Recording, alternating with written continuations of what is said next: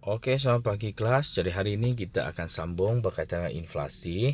So, minggu yang lalu juga ada mengajar kamu tentang inflasi tarikan permintaan, yaitu salah satu daripada 3 jenis inflasi yang berlaku di negara kita. Oke, so jadi inflasi yang pertama itu inflasi tarikan permintaan itu yang kita sudah belajar pada minggu lalu. Jadi hari ini kita fokus kepada dua, yaitu inflasi tolakan kos dan juga inflasi diimport. Okey, inflasi tolakan kos ialah apa? Inflasi tolakan kos ialah rujuk kepada kenaikan tingkat harga umum apabila kos pengeluaran meningkat. Okey, iaitu harga barang meningkat kerana kos-kos pengeluaran meningkat. Contoh-contoh kos pengeluaran seperti apa? Seperti bahan mentah, gaji buruh, kos sewa kilang, kos pengangkutan dan sebagainya. Jadi kos-kos ini boleh menyebabkan kos pengeluaran menjadi lebih tinggi.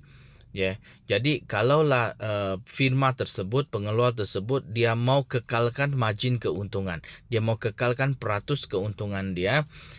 So jadi ini boleh menyebabkan harga barang itu menjadi naik, kerana kos dia sudah meningkat. Kalau bahasa kampung-kampung kita ni, kita cakap itu modal menjadi lebih mahal.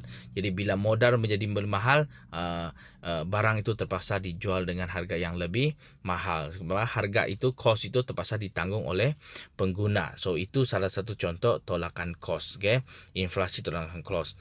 Baik, okey. Oleh itu tingkat harga umum barang di pasaran akan meningkat dan berlakunya inflasi tolakan kos. Okey. Baik. Inflasi diimport pula ialah apa? Inflasi diimport merujuk kepada kenaikan harga umum apabila harga barang yang diimport dari luar negara meningkat. Harga dari luar negara meningkat. Ada dua jenis lah. Satu, mungkin barang itu adalah barang import.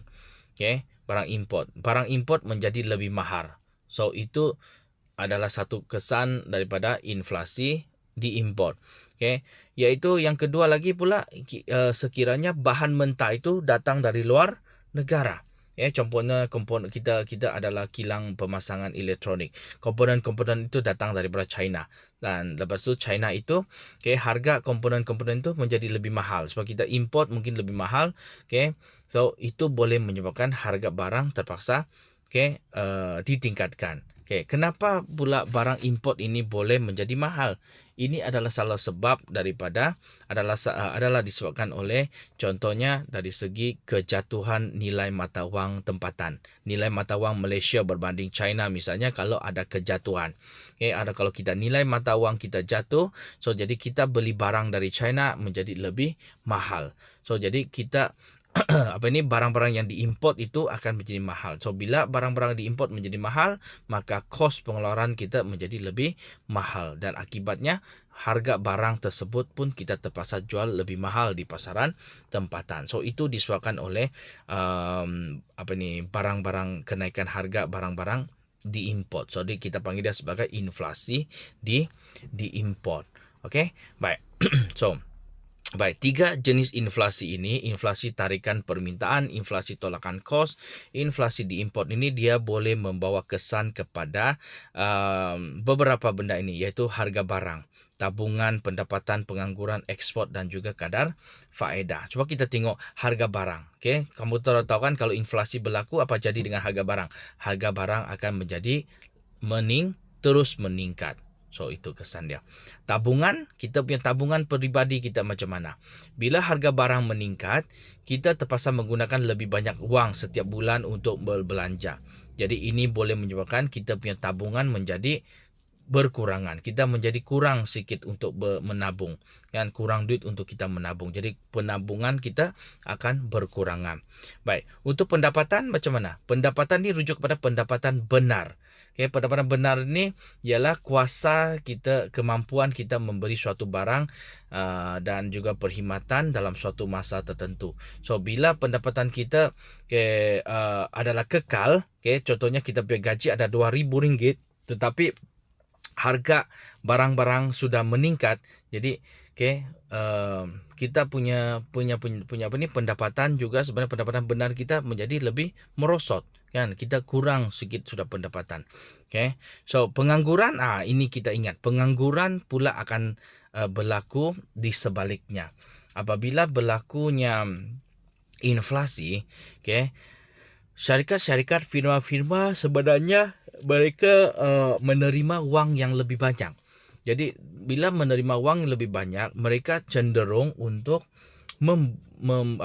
meningkatkan mereka punya produktiviti, contohnya seperti meningkatkan bilangan pekerja. Mereka lebih cenderung ambil ramai pekerja semasa waktu inflasi ini, sebab inflasi ini sebenarnya ekonomi adalah lebih baik, ekonomi adalah lebih berkembang. So jadi mereka cenderung untuk mengambil pekerja lebih ramai. So peluang pekerjaan adalah lebih tinggi semasa inflasi sebenarnya. Jadi kadar pengangguran itu akan menurun. Peratus pengangguran akan menurun semasa inflasi berlaku. Baik. Ekspor. Apa yang berlaku dengan ekspor kita? Bila harga barang Malaysia meningkat, lebih mahal. Contohnya kereta kita lebih mahal. Kita ekspor kereta kita pergi ke Indonesia. Indonesia. Tetapi mungkin harga kenderaan, harga kenderaan daripada harga kereta kita di Malaysia pergi ke antarabangsa menjadi lebih mahal, dan kita terpaksa bersaing dengan syarikat-syarikat pengeluar kenderaan di luar negara. So bila kita punya harga adalah lebih mahal, ini boleh menyebabkan kita terpaksa bersaing dan menyebabkan kita punya permintaan terhadap kenderaan kita mungkin akan terjejas. Bila terjejas, secara tidak langsung kita punya ekspor negara juga akan menurun semasa semasa inflasi berlaku, sebab harga kita mahal. Kita punya barang susah mau bersaing di antarabangsa. So jadi itu menyebabkan ekspor kita mungkin berlaku penurunan. Baik, yang akhirnya ada berkaitan dengan kadar faedah. So jadi sebenarnya cikgu ada sediakan nota untuk kamu di sini. So jadi kamu boleh lihat di sini. Sini ada huraian dia tentang kesan-kesan inflasi terhadap harga barang, terhadap tabungan, terhadap pendapatan benar di sini ya. Pendapat benar, kadar pengangguran, kadar ekspor. So itu. Jadi untuk kerja kamu ni, kamu tolong cikgu cari di mana Google kan, jadi di nota di mana kan, apakah kesan inflasi terhadap kadar faedah. Apa yang berlaku terhadap kadar faedah simpanan, maksud cikgu. Apa yang berlaku bila inflasi terlampau tinggi. Masyarakat terlalu aktif untuk membeli barang. So apa yang berlaku dengan kadar faedah kita? Apa yang sepatutnya bank negara buat terhadap kadar faedah kita supaya inflasi ini boleh diturunkan sedikit. So jadi itu tugas kamu hari ini. Dan tugas-tugas yang lain pula ialah kamu perlulah catat buat satu peta minda ataupun nota emas berkaitan dengan ini, kesan-kesan terhadap kesan-kesan inflasi terhadap beberapa situasi ini. Dan juga jangan lupa juga sediakan nota untuk kadar inflasi, tolakan kos dan juga inflasi di import. So itu saya tugasan kita hari ini. Terima kasih.